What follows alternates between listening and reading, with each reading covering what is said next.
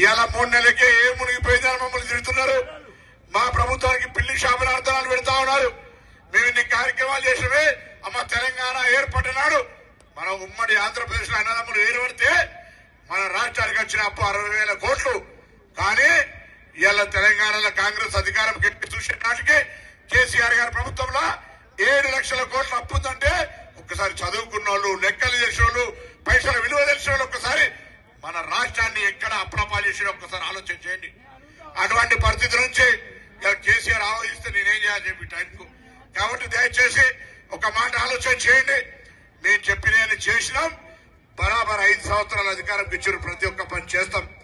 ఇలా రేషన్ కార్డులు చాలా మంది అడుగుతా ఉన్నారు. మీ పిల్లలు పుట్టినా 10 ఏళ్ల రేషన్ కార్డు రాలే.